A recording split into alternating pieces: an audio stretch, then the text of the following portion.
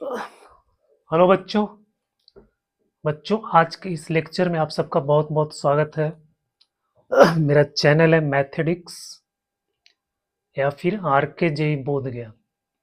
मेरा इस चैनल में इस लेक्चर में आज हम लोग पढ़ेंगे डिफिनिट इंटीग्रेशन के अंतर्गत integration as the limit of some.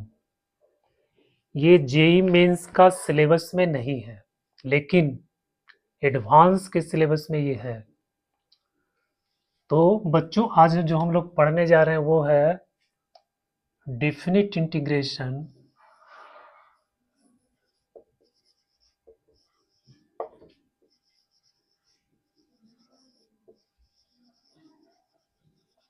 definite integration as the limit of sum। ये है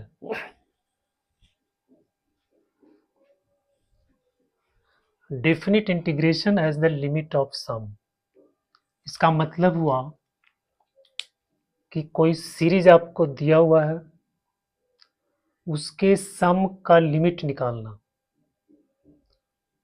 कोई सीरीज आपको दिया हुआ है, उसके सम का लिमिट निकालना, और वो डिफिनिट इंटीग्रेशन के बराबर होता है। मतलब वहां पे हम लिमिट का कॉन्सेप्ट उसमें अप्लाई नहीं करते, मतलब लिमिट हम फाइंड नहीं करते हैं, उसको हम लोग डेफिनेट इंटीग्रेशन में चेंज कर देते हैं और फिर हम उसको इंटीग्रेट कर देते हैं। तो इस तरह से ये सम का लिमिट आपको निकल जाएगा। तो इसका मतलब यही है, आज हम लोग इसी के बारे में डिस्कस करेंगे, चर्चा करेंगे। ये काफ़ी इम्पोर्टेंट है। बहुत सारा सवाल एडवांस में आता है, पहले मेंस में भी आता था, लेकिन अब मेंस के सिलेबस से इसको हटा दिया गया है। तो बच्चों, अगर आपको वीडियो अच्छा लगता है, कॉन्सेप्ट समझ में आता है, तो प्लीज़ उसको लाइक करना, कमेंट करना। कमेंट ज़रूर करो, लाइक सब्सक्राइब करो चाहे मत करो, कमेंट ज़रूर करो कि इस वीडियो में तुमको समझ में आया या फिर नहीं आया, या फिर इसमें क्या कमी है। तो आइए हमको देखते हैं इसको, definite integration as the limit of सम।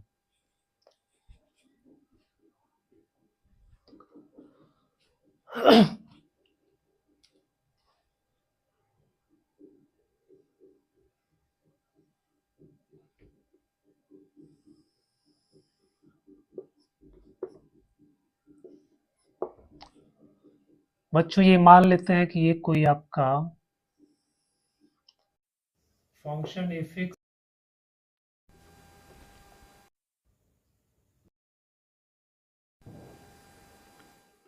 बराबर ए और ये एक्स मतलब ये ग्राफ हो गया, ये एक्स एक्सिस हो गया, और ये एक्स कोऑर्डिनेट हो गया आपका, एक्स बराबर ए और एक्स बराबर बी। अब ये इससे जो घिरा हुआ एरिया है, ये वाला जो रीजन है, इसका एरिया हम लोग जानते हैं कि ये होता है A to B F X D X. मतलब इसका एरिया जब निकालेंगे तो ये लिमिट इसका ए से बी में है, ए टू बी है, और function F X D x.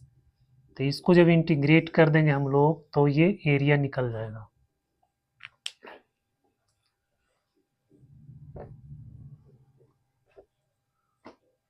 अब देखो बेटा, मान लो कि हम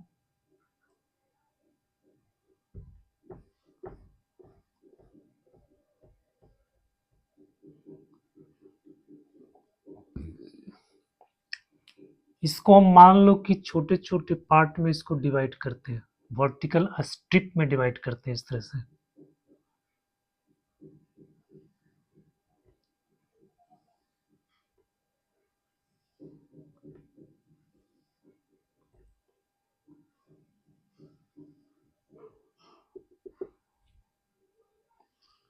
यहाँ पे रेक्टेंगल बनाते हैं,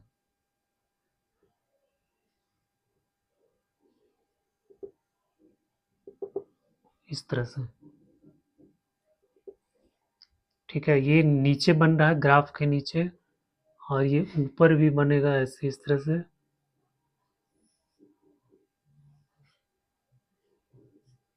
ऐसे ग्राफ बनेगा। ठीक है, इसका जो लेंथ है, सॉरी, इसका जो चौड़ाई है वो है आपका एच। इस तरह से हम क्या करते हैं, एच विड्थ का बहुत सारे स्ट्रिप बना देते हैं। तो ये वाला जो पॉइंट होगा ये आपका हो जाएगा क्या, ए प्लस एच। फिर यहाँ से ये वाला क्या हो जाएगा, ए प्लस टू एच। और इसी तरह से ये वाला जो है पॉइंट ये हो जाएगा A plus N minus one H. और ये आपका हो जाएगा ए प्लस एन एच। मतलब ए से बी तक इसका जो टोटल लंबाई है यहाँ से यहाँ तक, बी माइनस ए, ये बराबर है एन एच का। मतलब एन स्ट्रिप में हम इसको बांट दिए। ये जो पूरा स्ट्रिप जो ये जो रीजन है ए से बी तक, इसको हम लोग कितने पार्ट में, कितना स्ट्रिप में बांटे हैं, एन स्ट्रिप में बांट दिए। और एक स्ट्रिप का लेंथ है एच, तो पूरा यहाँ से यहाँ तक का लेंथ कितना हो जाएगा, एन एच हो जाएगा। और ये एन एच किसके बराबर हो जाएगा, बी माइनस ए के बराबर हो जाएगा। ये आपका ओरिजिन है। ठीक है, समझ में आ रहा है ना। यहाँ से यहाँ तक का लेंथ है, यहाँ से यहाँ तक का लेंथ है, बी में से ए को घटाएंगे तो ये आपका निकल जाएगा इसका लेंथ, यहाँ से यहाँ तक ए बी। और ये जो रीजन है इसको हम लोग एन स्ट्रिप में बांट दिए, वर्टिकल स्ट्रिप में। और एक स्ट्रिप का लेंथ है एच, तो पूरा यहाँ से यहाँ तक लेंथ कितना हो जाएगा, एन एच। तो B minus A equal to N H हो गया। ठीक है, अब देखो यहाँ पे जो रेक्टेंगल बन रहा है ये वाला, इसका लेंथ हो गया ये ए एफ ए। इसका लेंथ कितना हो जाएगा, एफ ए। ये वाला जो है इसका लेंथ कितना हो जाएगा, एफ ए प्लस एच। यहाँ से यहाँ तक इसका लेंथ कितना हो जाएगा, F A plus two H. तो इसका एरिया कितना हो जाएगा, एफ ए इंटू एच। अब इस टोटल एरिया इसको फाइंड करते हैं हम लोग। A C equal to F A into H plus F A plus H into H plus F A plus two H into H plus dot dot dot plus F A plus N minus one H. बच्चों ये हो गया, जितना strip बन रहा है, N strip बन रहा है, तो एन स्ट्रिप का एरिया हम लोग ऐड कर देते हैं इस तरह से। लेकिन होता क्या है कि जब हम ये लेंथ लेते हैं ये वाला, और फिर यहाँ से यहाँ विड्थ लेते हैं, तो इसका एरिया निकालते हैं, तो ये छोटा सा जो पार्ट है इसका एरिया इसमें इंक्लूड नहीं होता। फिर जब हम इसका एरिया निकालते हैं तो ये वाला एरिया छूट जाता है। फिर जब हम इसका एरिया निकालते हैं तो ये वाला एरिया छूट जाता है। अगर हम सेकेंड पार्ट लेते हैं, अगर हम इसको हाइट लेते हैं, ये वाला, ये पार्ट यहाँ से यहाँ तक, ठीक है, तो इसका ये वाला एरिया छूट जाएगा, ये एरिया ज़्यादा हो जाएगा, यहाँ भी एरिया बढ़ जाएगा, यहाँ भी एरिया बढ़ जाएगा। अगर हम इसको इस तरह से लेते हैं, ये जो ये स्ट्रिप है इसका लेंथ हम यहाँ से लेते हैं,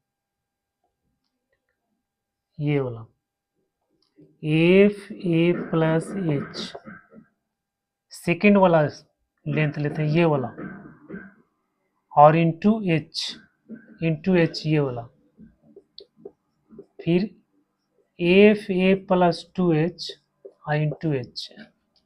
तो इसमें क्या होता है, ये एरिया बढ़ जाता है ऊपर वाला।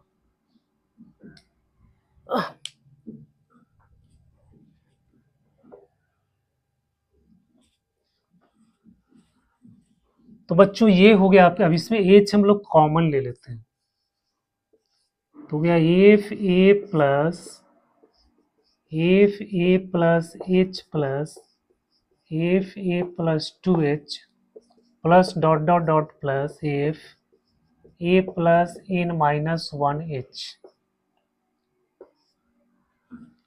ये आ गया एस एन क्या है, ये पूरे रीजन का एरिया है, area bounded by this curve x equal to a, x equal to b and x axis.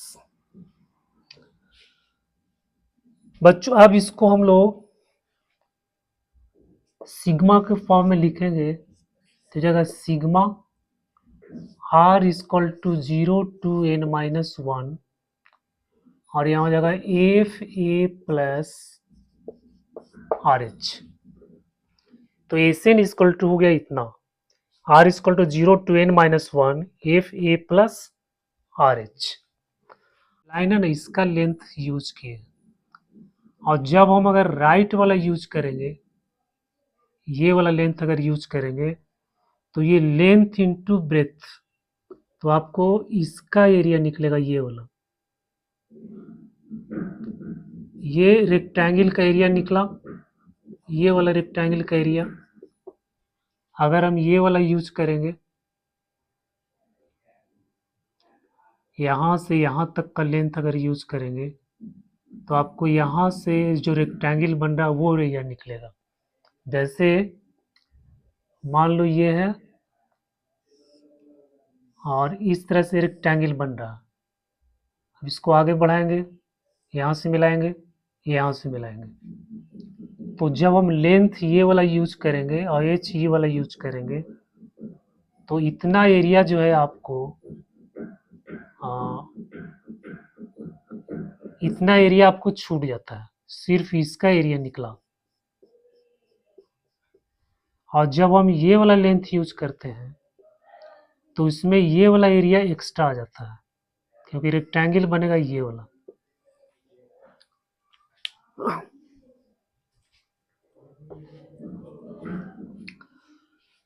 अब हम अगर सेकेंड वाला ये लाइन लेंथ के रूप में लेते हैं, तो उससे आपको एस एन क्या हो जाएगा, F A plus H plus F A plus 2h plus dot dot dot plus F A plus N H, ये बन गया। तो हो गया H sigma F A plus R H, R बराबर 1 टू n। तो बच्चों ये हुआ, इसमें जो है एरिया एक्स्ट्रा आ रहा है और इसमें एरिया कम जा रहा है, ठीक है। अब ये मेकअप कैसे होगा, जब हम क्या करेंगे कि ये स्ट्रिप जो है, स्ट्रिप की संख्या हम बढ़ा देंगे। स्ट्रिप की संख्या जब हम बढ़ाते जाएंगे, तो ये एच का मान क्या हो जाएगा, घटते जाएगा। ये जो एच है, एच का मान यानी एच का जो ये जो विड्थ है, तो ये घटते जाएगा। एच का वैल्यू आपको घटते जाएगा, एन का वैल्यू आपको बढ़ते जाएगा। समझ में आ रही बात। जब हम स्ट्रिप को और पतला पतला पतला पतला कर देंगे, ठीक है, तो स्ट्रिप की संख्या बढ़ेगी, मतलब एन का वैल्यू बढ़ेगा और एच का वैल्यू घटेगा। उस स्थिति में क्या होगा, ये जो एरिया है, जो एक्स्ट्रा एरिया बन रहा है या कम एरिया जो इसमें घट रहा है, इस उसका वैल्यू भी धीरे धीरे क्या होगा, कम होते जाएगा। उसका वैल्यू भी क्या होगा, कम हो जाएगा।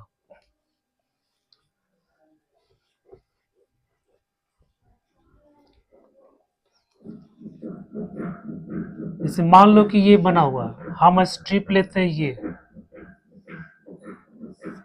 ठीक है।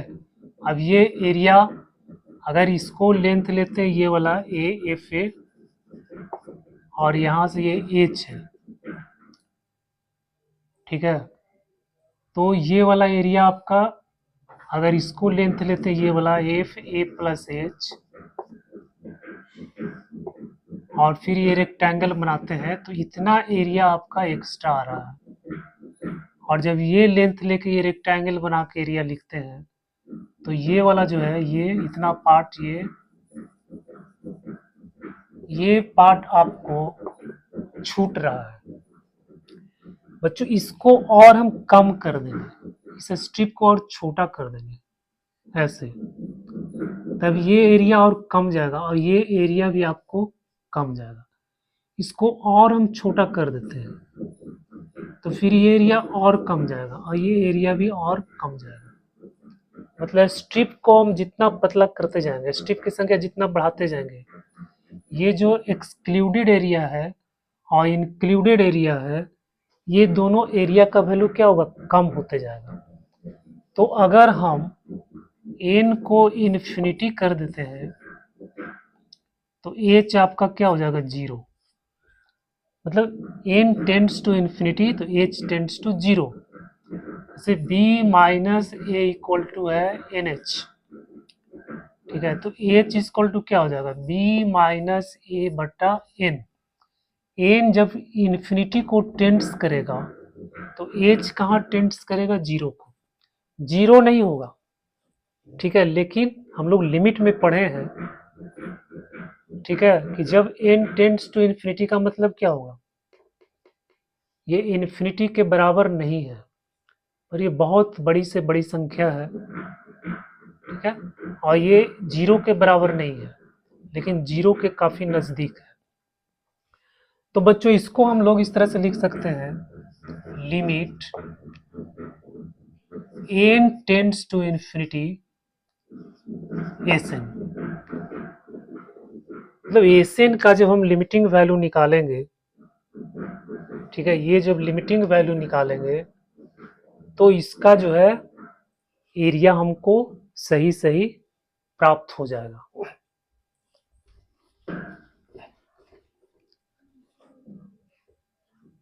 तो हम अच्छा, तो इसको हम लोग कैसे लिख सकते हैं, ये आपको लिखेंगे limit n tends to infinity, S N को लिखना h और यहाँ F A plus R H. तो ये एरिया हो गया और इसको हम लोग लिखेंगे integration of A to B F X D X. तो बच्चों ये जो इंटीग्रेशन है ये इस लिमिट के बराबर हो गया। मतलब ये जो सीरीज आपको मिल रहा था, इस सीरीज का सम और इसका लिमिट जब हम लोग निकालते हैं तो आपको ये एरिया प्राप्त होता है, ठीक है। ये जो सीरीज आपको मिला एफ ए प्लस, इसका सम जब हम लोग निकालते हैं, सॉरी यहाँ सिग्मा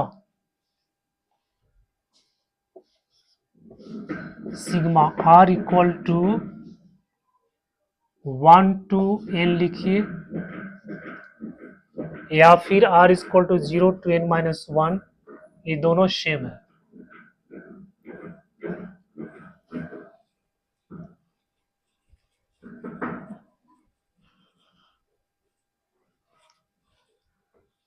तो ये आपको एक रिलेशन मिल गया, limit of sum and integration के बीच का एक रिलेशन है, limit of sum and integration. तो अगर हम इस फॉर्म में हमको कोई प्रॉब्लम मिलता है तो हम इस तरह से इसको हम इस तरह से कन्वर्ट कर सकते हैं, इंटीग्रेशन में कन्वर्ट करके इसको जब इंटीग्रेट कर देंगे तो इसका वैल्यू मिल जाएगा। ठीक है, अब बेटा मान लो कि ये ए का वैल्यू हम लोग लेते हैं 0 और बी को लेते हैं 1, तब क्या हो जाएगा, b minus A equal to N H, B को लेंगे 1, ए को 0, तो ये हो जाएगा एन एच। अब ये सब वैल्यू इसमें हम लोग पुट करते हैं तो हो जाएगा 0 to 1 F X D X equal to limit N tends to infinity, और एच को लिखेंगे 1/n, 1/n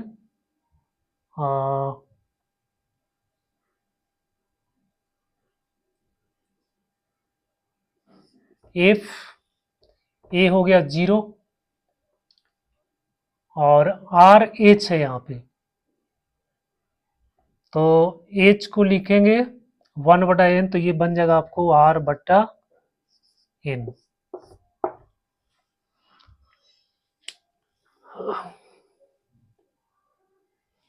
ये सिग्मा देना है, सिग्मा r बराबर 1 to n एफ r/n।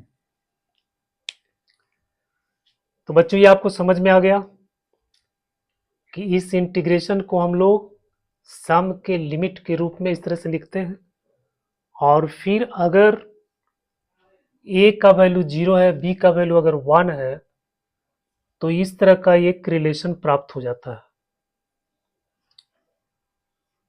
अब कभी कभी मान लो कि ये लिमिट 0 और 1 नहीं है,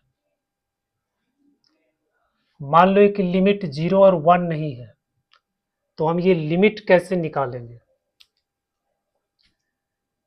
मान लो कि यहाँ पे आपको दिया हुआ है r1 और ये दिया हुआ है r2 F X D x.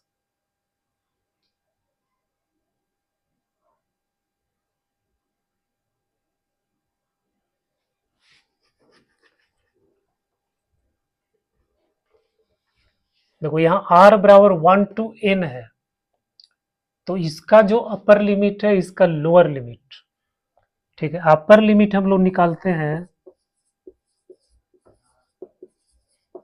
अपर लिमिट होता है limit n tends to infinity, देखो 1/n, इसमें हम लोग यूज करते हैं r/n,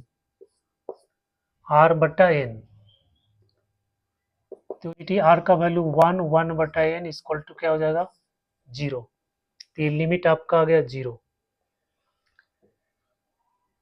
और सॉरी लोअर लिमिट हो गया, ये हो गया लोअर लिमिट, और अपर लिमिट हो जाएगा limit n tends to infinity r/n, तो limit n tends to infinity, r का वैल्यू यहाँ पे n रखेंगे, तो n/n, तो इसका वैल्यू कितना आ गया 1, तो इसका अपर लिमिट निकल गया 1। मान लो यहाँ r बराबर 1 से यहाँ 4n है, r बराबर 1 से यहाँ 4n है, तो इसका जो लिमिट निकलेगा वो हम लोग इस फॉर्मूला से निकालेंगे। लोअर लिमिट, ये r का वैल्यू जो भी यहाँ पे होगा उसको हम लोग यहाँ पुट करेंगे, बटा n करेंगे, इसका लिमिट निकाल देंगे, तो ये आपका लोअर लिमिट निकल गया। अपर लिमिट निकालना है तो ये वैल्यू यहाँ पे हम लोग पुट करेंगे r का वैल्यू, और उसके बाद फिर आपको अपर लिमिट प्राप्त हो जाएगा। तो बच्चों ये जो है ना, ये आपको मिल गया एक रिलेशन, ये रिलेशन आपको मिल गया।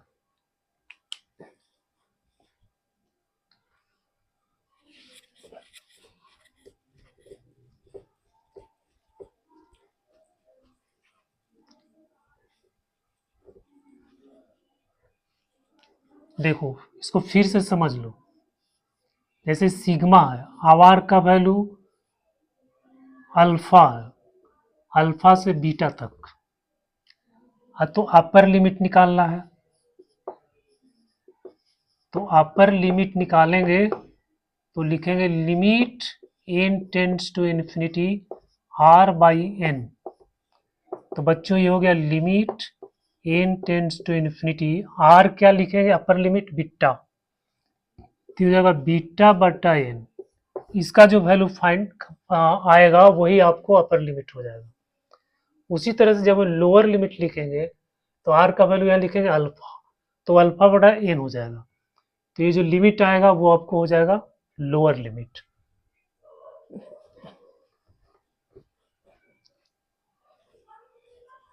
अब बच्चों इसको हम लोग कुछ एग्जाम्पल से, कुछ क्वेश्चन से समझने का प्रयास करते हैं।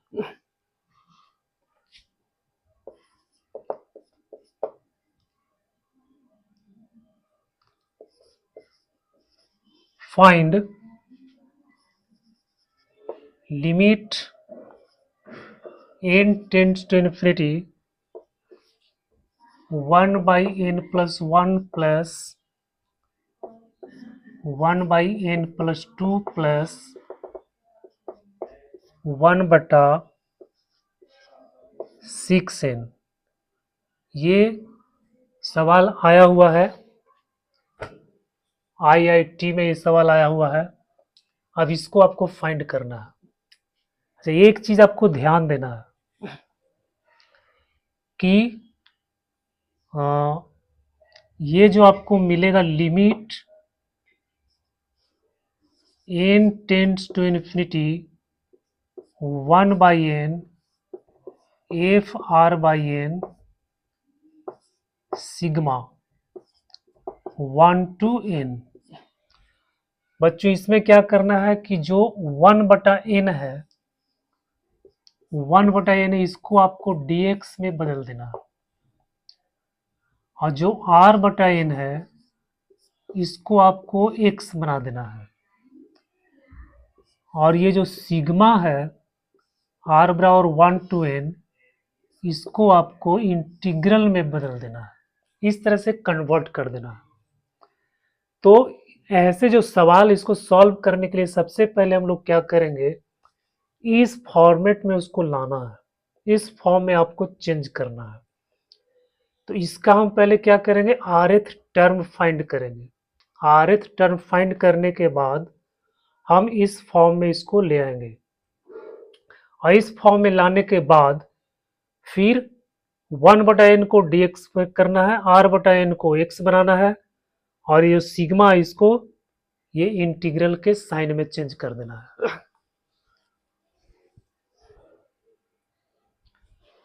समझ में आ गई बात? पहले इसको क्या करेंगे, पहले हम लोग इसको क्या करेंगे, इसका आरएथ टर्म फाइंड करेंगे। बच्चों ये आपका हो जाएगा limit n tends to infinity. अब यहां देखो n यहां पर भी इसको हम लोग लिख सकते हैं, 6n को लिख दो n प्लस 6n है, तो n प्लस 5n ऐसे लिख देंगे। तो n इसका आरएथ टर्म कैसे लिखेंगे,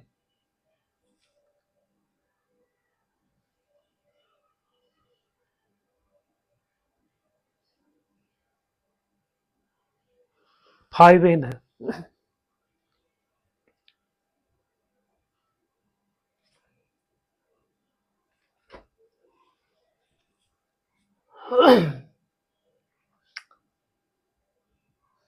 आरएथ टर्म इसका क्या हो जाएगा, 1 बटा n तो सब में कॉमन है, इसमें भी है, इसमें भी है, इसमें भी है। अब यहाँ 1 से शुरू हुआ, 1 2 3 4 5 कहाँ तक है, 5n तक है। तो यहाँ लिखेंगे r, तो 1 बटा n प्लस r। देखो इसको लिखना है इस तरह से, r equal to 1 to 5n, ऐसे लिखेंगे। और यहाँ हो जाएगा 1/n प्लस r। अब देखो r का वैल्यू जब 1 रखेंगे तो आपको ये फर्स्ट टर्म मिलेगा, r का वैल्यू जब 2 रखेंगे तो ये सेकेंड टर्म मिलेगा, r का वैल्यू 5n रखेंगे तो n प्लस 5n ये लास्ट टर्म आपको मिल जाएगा। तो बच्चों सबसे पहले इस फॉर्म में आपको लाना है, जो भी सीरीज में दिया हुआ है ये, इसको सबसे पहले हम लोग ये सिग्मा लगा करके इसका आर टर्म को इस तरह से लिखेंगे। अब क्या करना है, अब इसको r बटा n में कन्वर्ट करना है। तो ये हो जाएगा limit n tends to infinity sigma 5n r बराबर 1। अब r बटा n करना है, तो यहां से n कॉमन ले लो, तो जाएगा 1/1 प्लस r बटा n, ये बन जाएगा इस तरह से। अब इसको इंटीग्रल में आपको चेंज करना है, तो इंटीग्रल में हम कैसे चेंज करेंगे, 1/n को dx बनाना है, और ये जो सिग्मा है, ठीक है, ये पूरा जो सिग्मा है ये, ठीक है, पूरा यहां से यहां तक, इसको हम लोग इंटीग्रल में चेंज कर देंगे, और ये फंक्शन आपका हो जाएगा 1/1 प्लस एक्स, जगह 1/1 प्लस एक्स dx। बच्चों ऐसे हो जाएगा आपको, ये जो सिग्मा है बेटा इसको हम लोग चेंज कर देंगे इंटीग्रल में, इसको चेंज कर देंगे dx में, और ये आपका फंक्शन बन जाएगा 1/1 प्लस r बटा n को क्या लिखेंगे x। ठीक है, अब इसका लिमिट, अपर लिमिट और लोअर लिमिट, तो देखो अभी हम बताए थे कि अगर अपर लिमिट लिखना है तो ये लिमिट का वैल्यू आपको फाइंड करना है, n tends to infinity r बटा n, तो जगह limit n tends to infinity r का वैल्यू देखो अपर लिमिट कितना है 5n, तो लिखो 5n बटा n, n कैंसिल, इसका लिमिट आ गया 5। फिर लोअर लिमिट, तो जगह limit n tends to infinity r का वैल्यू कितना है 1, तो 1/n ये आपका हो जाएगा 0। तो लिमिट कितना हो गया 0 से 5। ठीक है बच्चों, ये आपको अच्छी तरह से समझ में आ गया होगा कि किस तरह से इसको इंटीग्रल में कन्वर्ट किया जाता है। अब इसका वैल्यू हम लोग फाइंड कर देंगे, वही आपका आंसर हो जाएगा।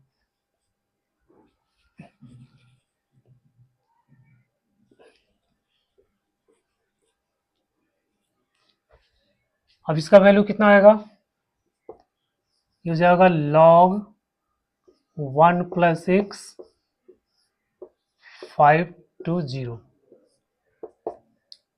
5 का वैल्यू पुट करेंगे तो ये हो जाएगा log 6 माइनस log 1, तो हो गया आंसर आपका हो गया log 6, क्योंकि इसका वैल्यू 0 होता है, तो ये आपका आंसर आ गया।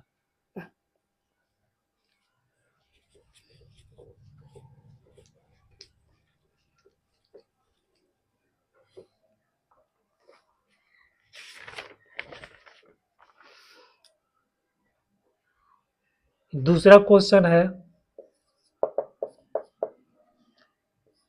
को limit n tends to infinity n बट्टा n square plus 1 square plus n बट्टा n square plus 2 square plus n बट्टा 2n। बच्चों ये ऐसे दिया हुआ है, अब इसका वैल्यू आपको निकालना है।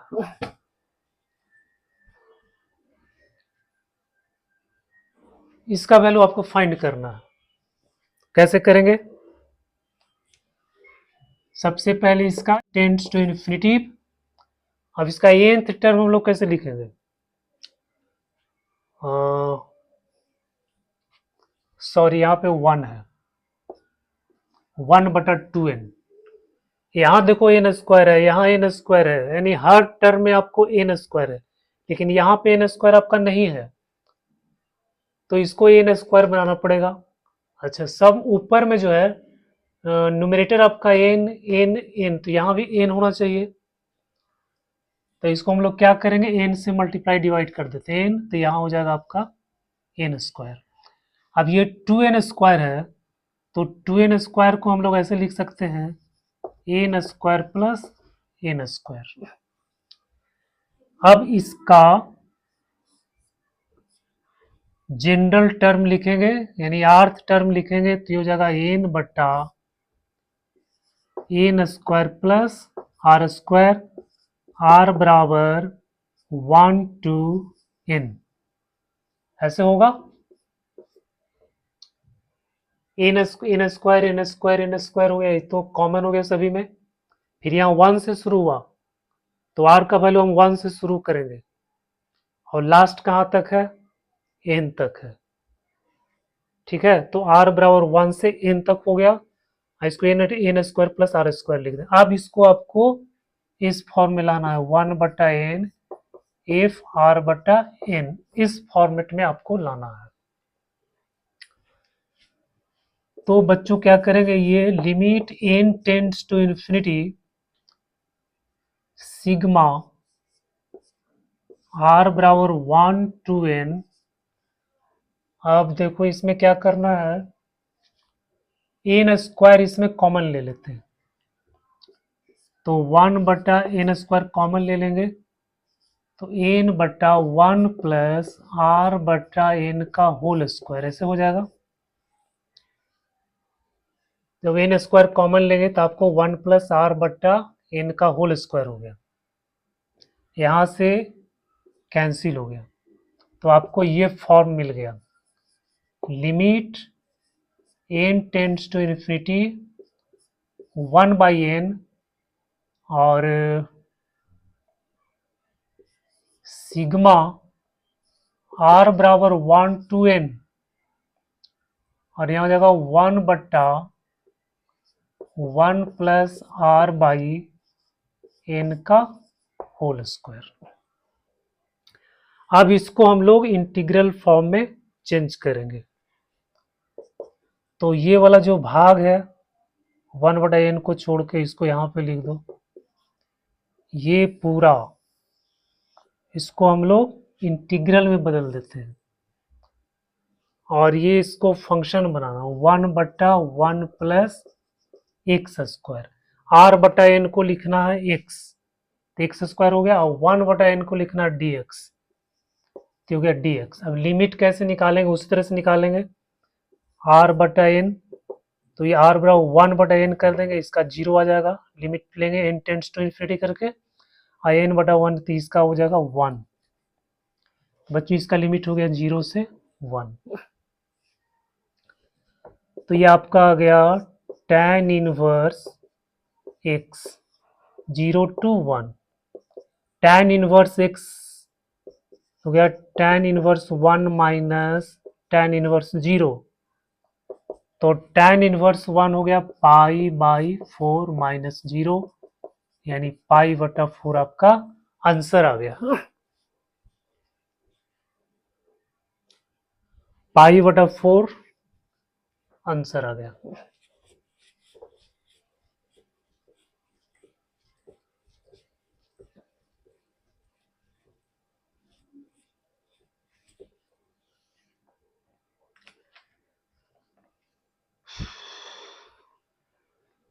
अगला क्वेश्चन है, limit n tends to infinity, कहीं कहीं आपको h टेंड्स टू 0 भी हो सकता है, क्योंकि n बराबर होता है 1/h, तो जब n इन्फिनिटी को टेंड्स करेगा तो h 0 को टेंड्स करेगा, तो h टेंड्स टू 0 है, तो इसको हम लोग n टेंड्स टू इन्फिनिटी भी लिख सकते हैं, तो ये होगा चाहे ये होगा। इसमें सवाल है आपको 1/√n² plus 1/√n² minus 1² plus 1/√n² minus n-1 का स्क्वायर। बच्चों ये सवाल है।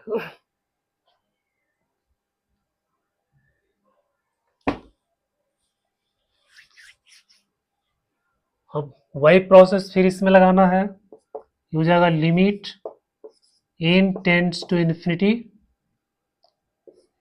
1/, इसको हम लिख सकते हैं n² minus 0² plus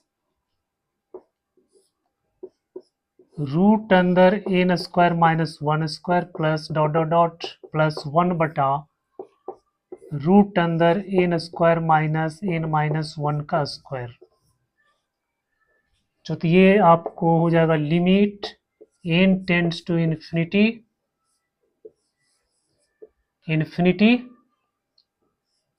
sigma 1/√n² minus r²।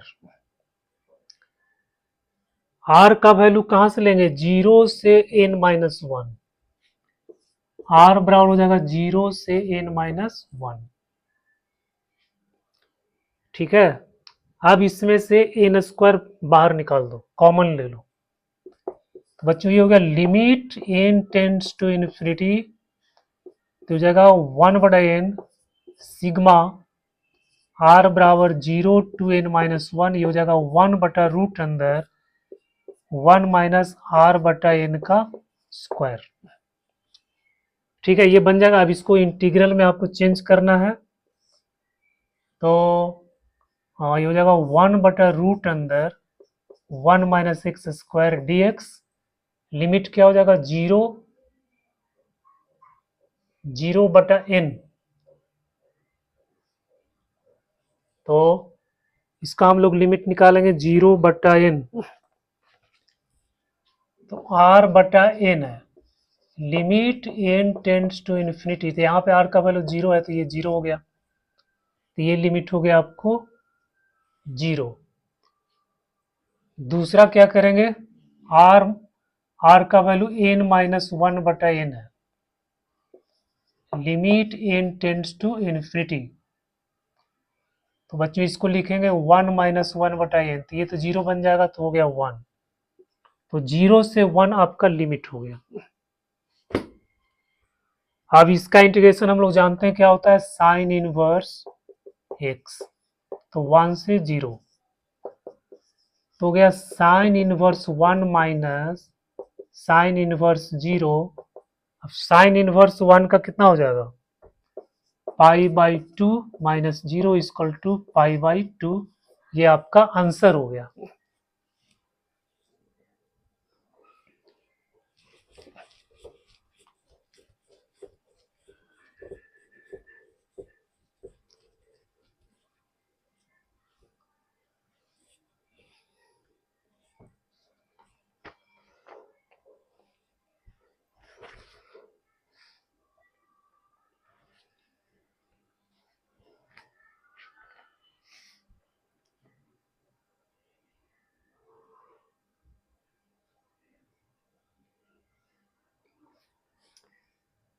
बेटा एक और सवाल देखते हैं, क्वेश्चन नंबर 4। इसमें कह रहा है evaluate limit n tends to infinity sigma n r बराबर 1, यहाँ है r² प्लस n³। इसका वैल्यू आपको फाइंड करना है। तो ये तो आसान है, बस इसको r/n के फॉर्म में इसको लिख देना है। तो यहां से हो जाएगा आपको limit n tends to infinity sigma r बराबर 1 to n। आप क्या करेंगे? n³ कॉमन लेंगे, तो 1/n³ यहाँ हो जाएगा r², 1 r/n³ प्लस 1। बच्चों यहाँ से n² निकाल करके यहाँ डाल देंगे। Limit n tends to infinity sigma r बराबर 1 to n, तो हो जाएगा 1/n, और यहाँ आपका बन जाएगा r/n² बटा 1/r/n³। बस हो गया।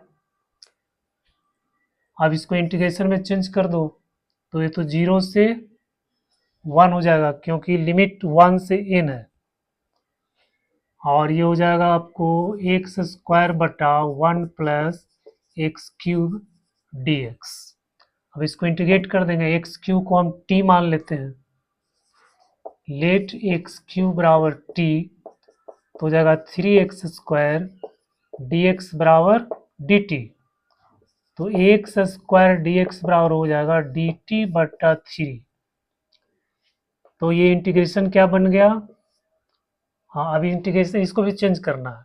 x का वैल्यू जब 0 रखेंगे तो t का वैल्यू आपको हो गया 0, x का वैल्यू 1 रखेंगे तो t का वैल्यू भी आपका हो गया 1, और यहाँ हो जाएगा dt/3।